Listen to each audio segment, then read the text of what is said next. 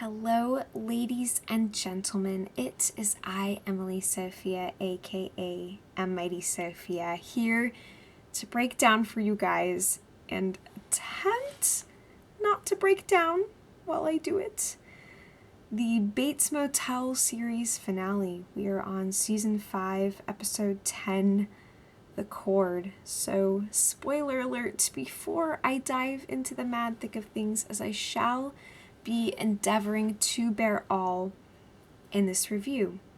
But I am going to tell you, for those of you who have seen my reviews for the previous episodes, this one is going to be pretty different.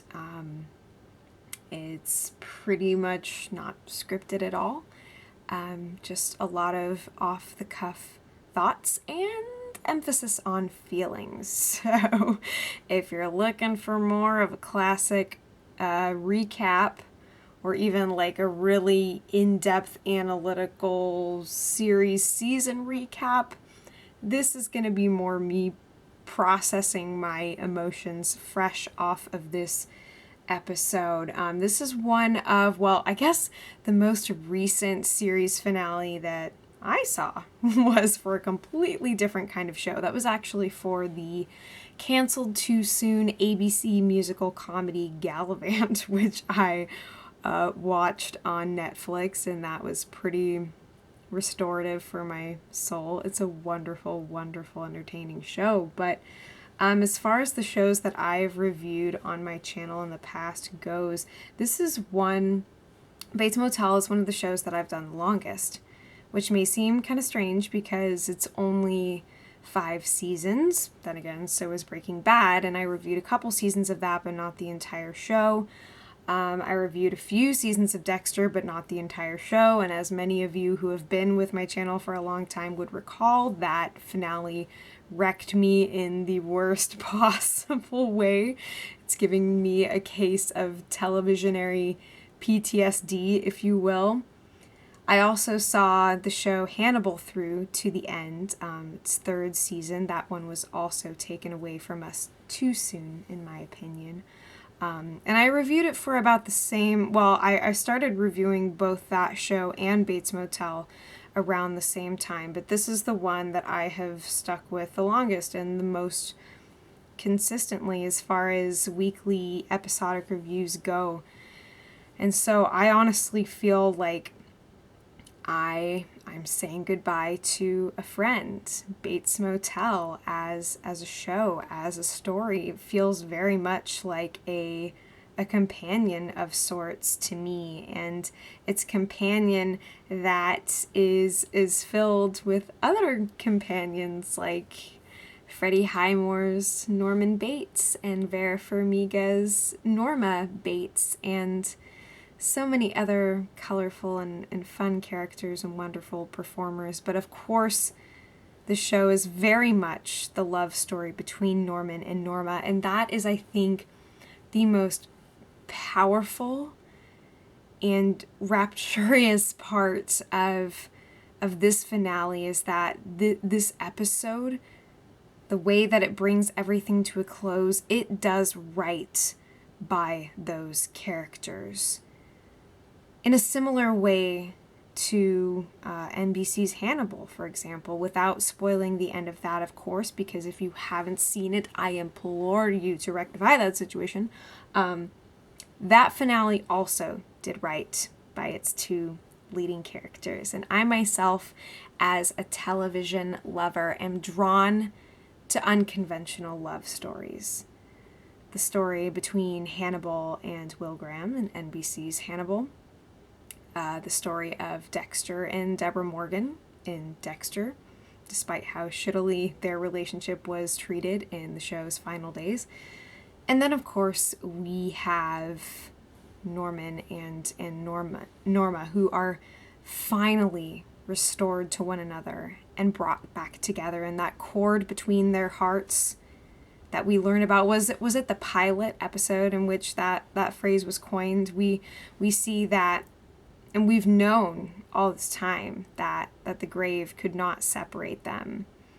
But to finally see them back in one another's embrace and to see their their unconventional and twisted love and this codependency, this impossible romance, to see that truly placed on the pedestal that it deserves is so beyond satisfying. And I could have asked for any number of things in this finale and come into it with any number of expectations, but that was all that I wanted, was to see the love that these two characters had for each other cherished and not demeaned or belittled or mocked or made light of. But in fact, we see that Dylan makes this impulse sacrifice, and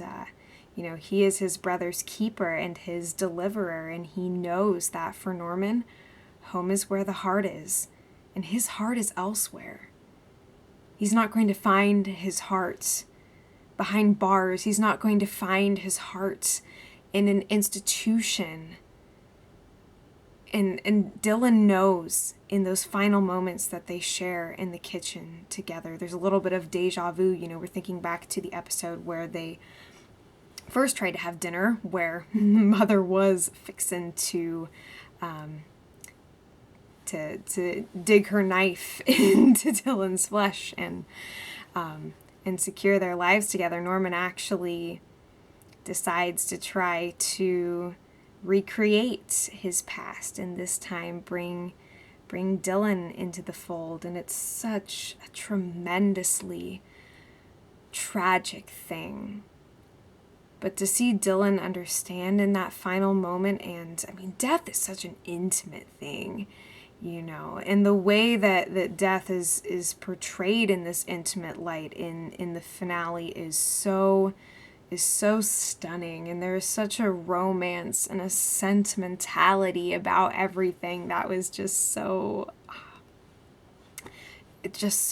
palpable, and I got completely swept up in it. Honestly, I was in tears for the last half of the episode, and I know everybody says that they cry and I can't do this, I'm sobbing, but honestly, I have been down that road, and that was me with this episode. And for the hour after I watched it, I was just awash in emotion, and it didn't help any that they had to end the show with one of my favorite freaking Ella Fitzgerald songs of all time, Dream a Little Dream.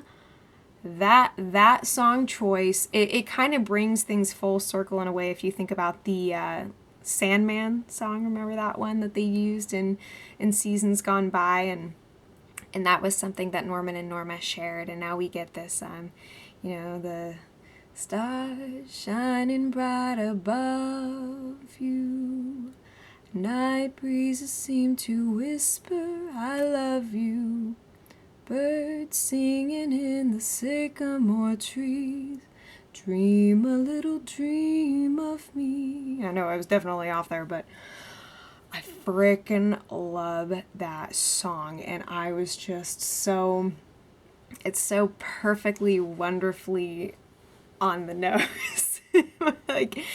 That's not only a song that's about the dream that Norman finds himself in, and now the dream that he and his mother shared, but I think it's also kind of has a double meaning. It's sort of a message to us, the audience, those who have developed such an affinity for this show. We get to dream a little dream of this wonderful story that Carrie Aaron and Carlton Cuse have wrought for us, and with such a phenomenal cast, and the iconography that they took from the original film, and just the basic framework and cues, and then managing to do something completely different, to turn this psycho killer into this deeply tragic and sympathetic individual who is good-hearted.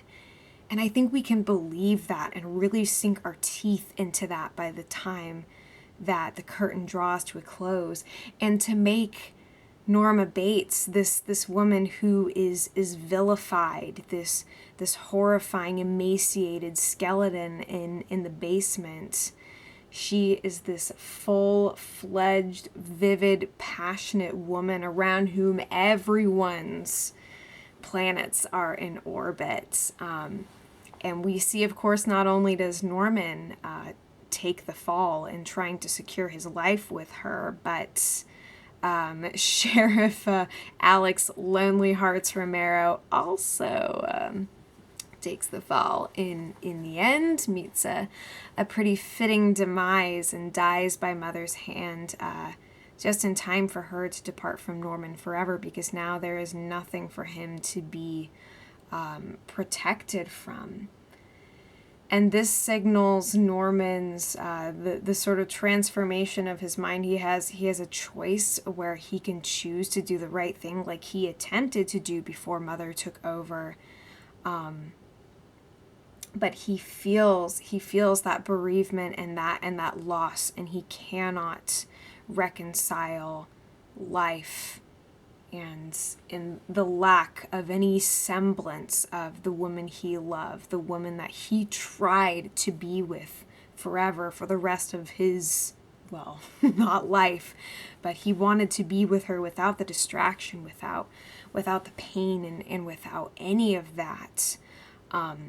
And to see that that's finally restored to him, and to see him recount all these moments from the pilot and from the earlier episodes is just, it's really magnificent. And we see the tragic end coming from a mile away as he's driving home, thinking that he's in the car with Norma as they're cruising down the coast, and we hear that familiar dialogue, getting that serious deja vu again. And I love that they chose to end things by kind of recontextualizing everything and showing just how committed Norman is to being with Norma, whatever that looks like. He kind of returns to this state of like childlike innocence and pining for the sun-kissed past, and we can see the difference between where he is in the modern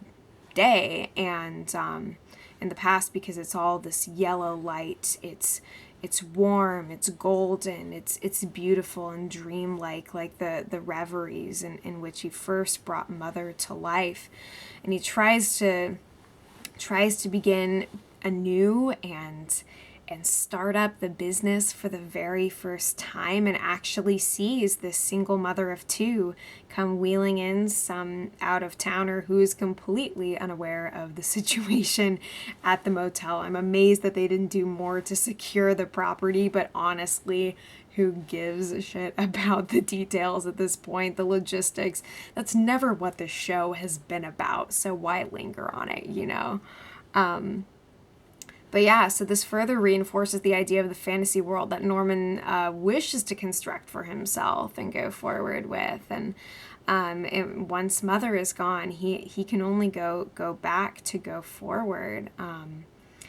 The memory of Norma brings him levity and helps him detach from the world and its cruelties. And he thinks he can at least ground himself by conscripting Dylan for the fantasy, but that is not to be. But the way that things unfold between them, I think it's cool to see that Dylan finally gets the acceptance that he was craving. I mean, for the longest time, he was so hostile and resistant and going through his rebellion and the continued estrangement from his family. But finally, he's able to find a place with this broken family that he never had and that he separated himself from. And that kind of is able to pave the way to a happy ending for him, of all things. Like, who would have thought, I certainly, well, I had a strong sense that Norman was going to die by the end. I was surprised about the manner in which it happened, but I'm honestly so glad that it didn't end up revolving around his struggle with Romero or anything. And they both are kind of forced to come to terms with things on their own, and the person who they choose at the end of their own lives. But and God, was it beautiful to just see the catharsis of that action that Dylan took. And he knows that the system has no mercy, no sympathy, no love for his brother, like the love that he has finally found and laid claim to. And so Dylan is able to do what he does, and we see that ultimately he does recover from that choice. And it's interesting to consider the life that he is now able to lead with another person who was kind of rejected by the impossible to bust into little Bates family romance, you know. And so there they are. He gets his closure, so they can go forward together. They can be this family, and it's another trio too. It's kind of interesting to think of like these different little trifectas and love triangles that we have going on in the show.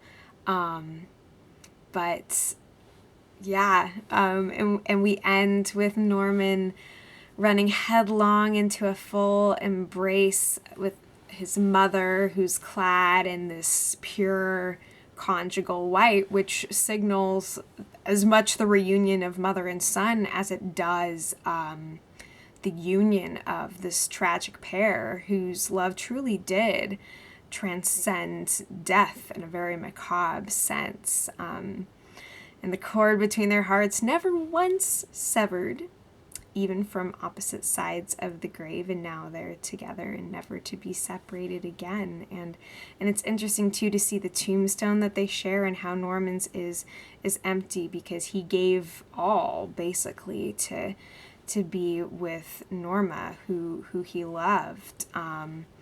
I was able to read an interview with Carrie Aaron and Carlton Cuse, who are the two writers, of course, of the finale and producers of the show. And they had some really cool stuff to say about just about the relationship between Norman and Norma. And the way that Aaron sees it is that they were this great romance, and these characters who were not fated to be able to live together in this world. They could be reunited really in death. And that's something that they were always gunning towards. I guess it wasn't for certain for a long time that Dylan was going to be the one to actually facilitate their togetherness. But I think it was a really effective use of that character, who was sometimes interesting and sometimes not, at this and that. And you know, for whatever weaknesses the show can be said to have, all of that pales in comparison to the intoxicating madness that Freddie Highmore and Vera Farmiga brought us into with this love. And another thing that Carrie Aaron said that I really, really dig is that's what the show is about. How love and the pain of tragedy pushes you over the edge, and everything else in between is bullshit. And then she says to that, I think the interviewer, do you still think we're twisted? To which I say, yes, and I couldn't possibly adore it more.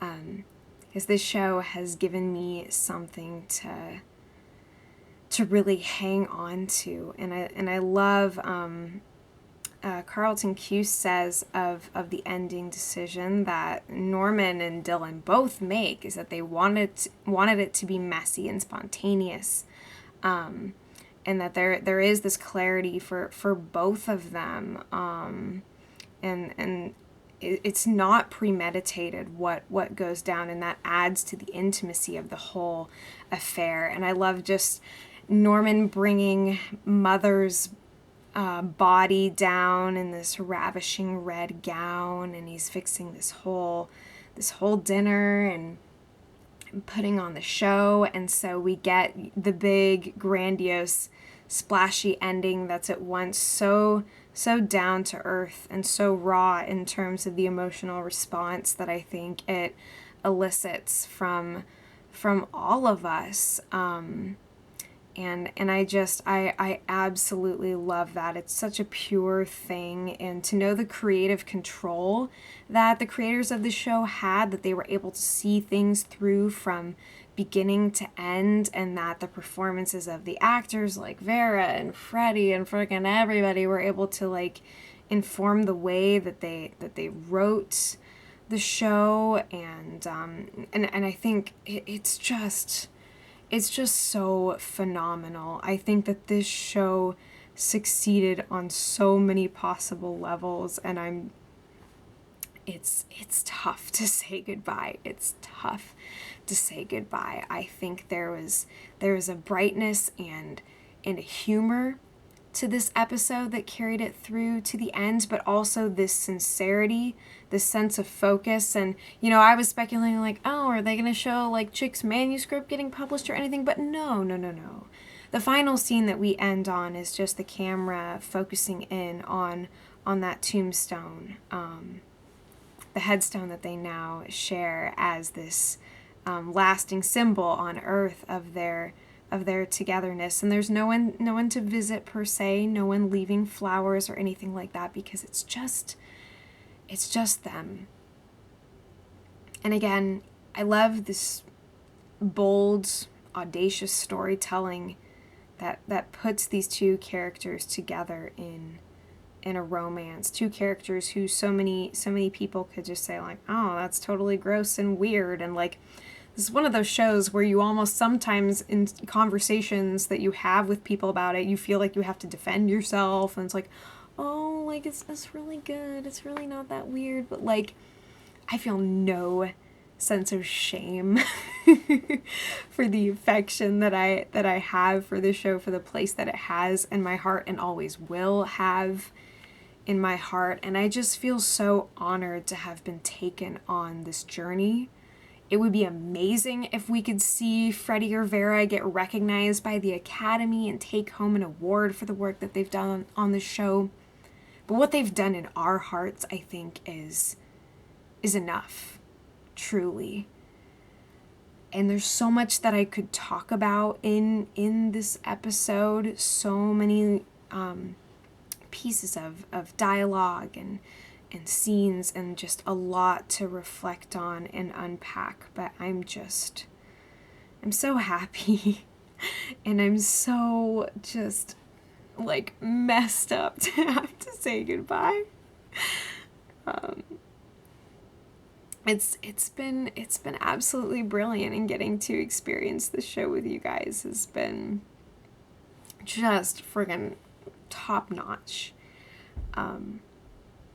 Yeah, I'm absolutely elated and satisfied by this ending. I almost just out of force of habit said like, I can't wait to see what's next. But in that vein, I really hope that that the cast from this show, the different cast members, get to collaborate together and continue to make art and to do brilliant and wonderful things. But yeah, so we end this show dipping into a fantasy realm, but also getting just enough lucidity, just enough understanding for this chord. Not even just referring to the string chord, but the chord that is like struck inside of us, like a resonant note, you know. I will dream a little dream of this show, and probably many, many others in the days to come, plural. But I'd love to hear your favorite episodes, favorite season, favorite moments from the show. What made this show so powerful to you? Assuming that it was. Was this finale everything that you wanted it to be? I think that there's, you know, maybe some things I could have asked for, could have wanted a little bit more of, but I think the note that they chose to end it on was perfect. So I'm going to leave you there. I thought I was going to be crying in this review, but I gave myself a lot of space to process things, a lot Now I'm probably gonna turn off the camera and cry again, but I don't know, man. Maybe I'll get to do a full series recap. I'm not 100% sure, but just know that this has been the pleasure of a lifetime. I love you guys. Lots of new content coming from me to you down the line. So, you guys take care of yourselves, please. And as always, I will be back before you know it.